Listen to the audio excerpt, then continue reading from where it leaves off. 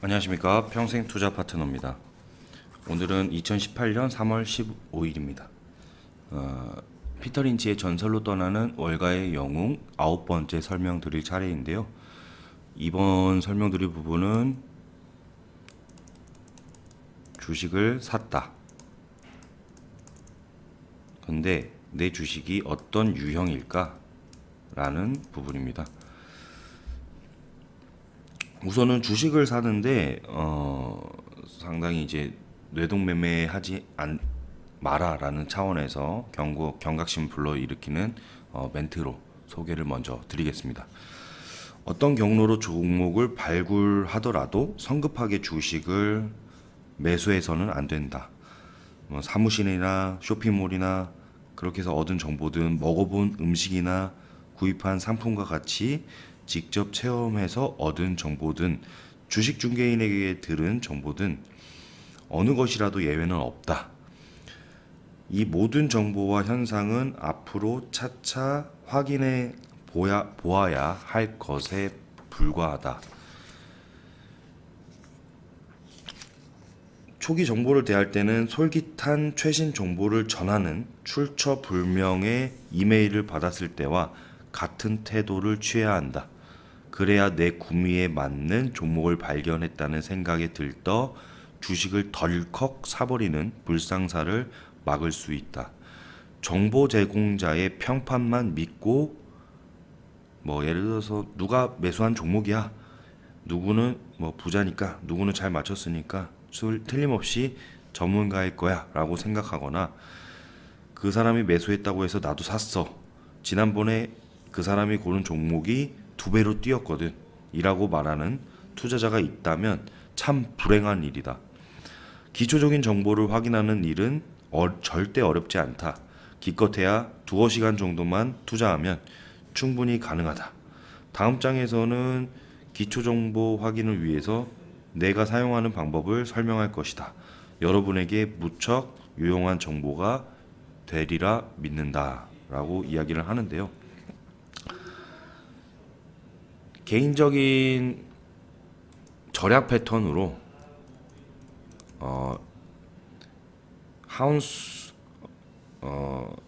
하운드 투스 부부의 어느 부부의 일화를 소개를 하면서 화장지, 식료품 등등의 절약을 하는 품목을 공부하고 시간 할애하고 그렇게 해서 절약한 금액보다 주식을 매수하는 데 있어서 그만큼의 어떤 시간, 할애, 어떤 부분도 절대적인 이런 절약금보다도 못한 그런 시간을 할애하면서 주식을 사고 피해본 금액이 이런 절약금보다도 훨씬 몇 배가 크게 피해 자금으로 돌아왔었어요. 이 부부의 사례는 이제 주식을 매수하는 데 있어서 최소한의 시간 할애, 그런 시간 할애를 통해서 종목을 분석하고 그 이후에 매수해도 늦지 않은 그런 사례를 충분히 보여줍니다. 그래서 이제 절약한 금액들은 주식 투자에서 본 손실에 비하면 세 발의 피인 것이고, 과연 화장지를 고를 때만큼 시간을 들여서 이 회사의 연례 보고서를 확인을 했었나 이러는 것입니다. 그래서 그런 보고서는 보지도 않고 사실 대부분 주식부터 사고 연례 보고서는 쓰레기통에 버리는 그런 사태가 상당히 이제 비일비재한다는 것이죠. 이처럼 앞뒤가 맞지 않는 상황들은 투자자들 사이에서 흔히 보이는 재앙과도 같은 습관이지만 다행히 쉽게 고칠 수 있다. 식료품을 살 때만큼 노력을 종목 선정할 때 기울이면 된다. 이미 보유 중인 주식이라도 이러한 확인 과정을 거치는 것이 좋다. 조사하다 보면 일부 종목은 우리의 기대에 미치지 못한다는 것을 알게 되기도 한다. 주식의 실적도 알고 보면 훨씬 더 다양한 모습을 띠게 마련이다. 주식을 조사할 때 첫 단계에서 확인할 사항은 다음과 같다라고 이야기하면서 확인할 사항들에 대한 부분들이 이제 나오죠. 첫 번째는 이익이 얼마나 되는가 인데요.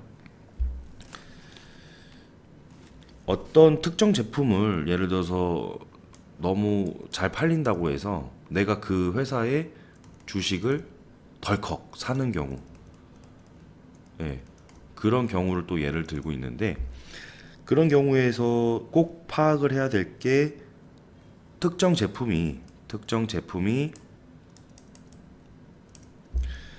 잘 팔리는 것을 보고 그 회사의 주식 매입을 고려한다면 우선 해당 제품이 성공할 경우에 회사 이익이 얼마나 증가할 것인지를 확인을 해야 되는 거죠. 이익 증가의 확인. 예를 들어서 그 어떤 제품, 특정 제품이 회사에 미치는 영향이 현저히 뭐 회사 매출의 1, 2%밖에 차지하지 않고, 그런 매출이 이제 제품이 잘 팔린다고 해서 회사의 큰 이익 성장으로 같이 성장하지 못하는 경우에는 그 제품으로 매수한다는 것은 오류가 될 수 있겠죠. 네, 그런 부분을 다루고 있고요. 두 번째 부분은 대기업은 움직임이 둔하다라는 것입니다. 피터 린치도 상당히 성장주 기업에 포커스를 맞추고 있죠.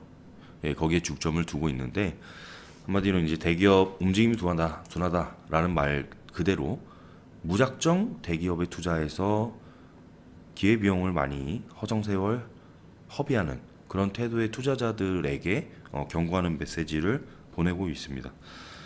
기업 규모는 투자 수익률과 밀접한 관계가 있다. 당신이 지금 관심을 두고 있는 회사가 있다면 그 회사의 규모는 어느 정도인가?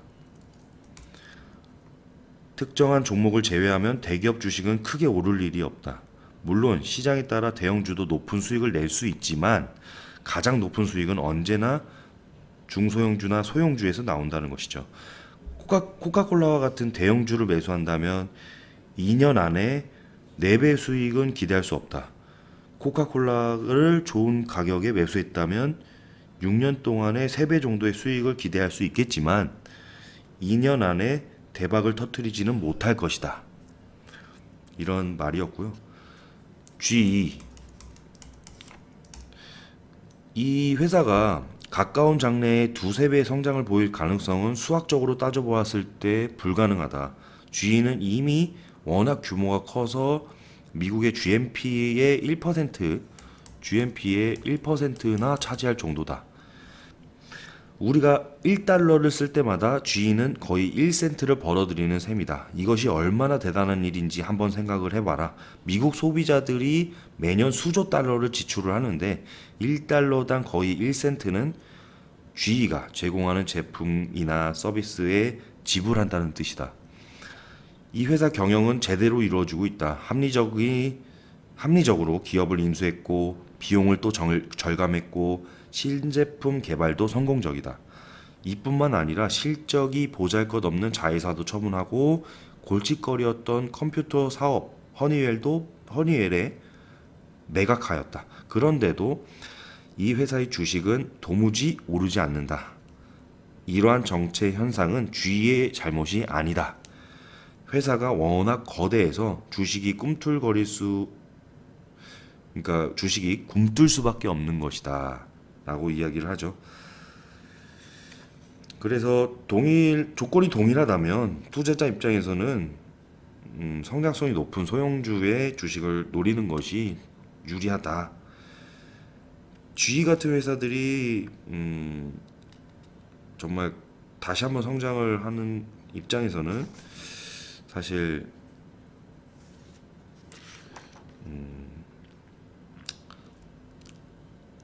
글로벌적으로 상당히 이제 모든 회사들을 다 거의 잡아먹어야 가능하겠죠. 그래서 그럴 일에 대한 가능성이나 그런 부분들이 상당히 굼뜰 수밖에 없는 것이고, 그래서 이제 피터 린치는 조건이 동일하다면 투자자 입장에서는 소형주를 노리는 것이 유리하다라고 이야기를 하는 것이죠. 그래서 뭐 GE가 지금보다 더 성장하려면 세계를 통째로 인수해야 할지도 모른다는 그런 우스갯소리를 하는 것처럼 대형주에 대한 부분들을 대기업이라고 해서 대형주라고 해서 안전하다고 해서 무작정 투자하는 그런 방법도 옳지 않을 수 있다는 것이죠. 피터 린치는 그래서 6가지 유형으로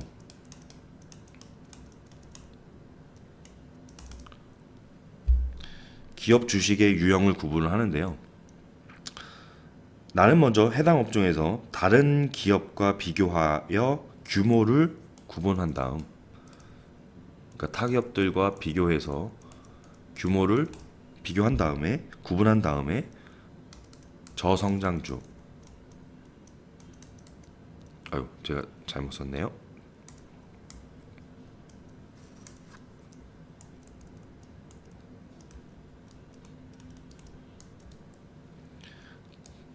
대형 우량주,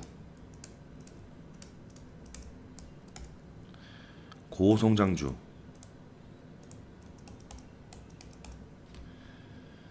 경기 순환주,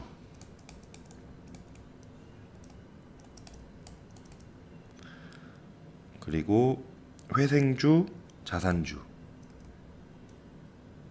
회생주, 그리고 6번째는 자산주.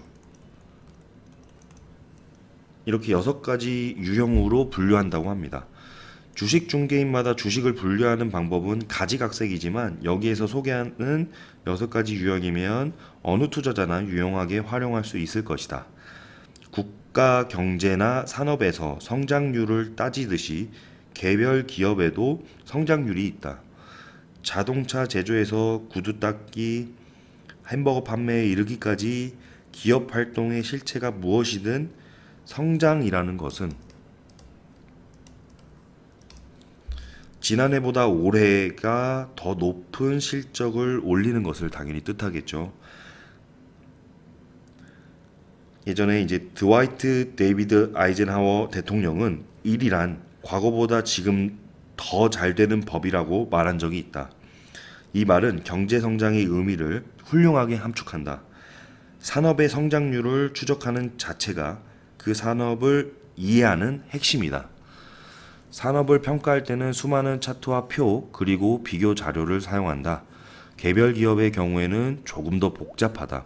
성장률은 매출 성장과 이익 성장은 물론 생산 성장 등 다양한 방법으로 측정할 수 있기 때문이다.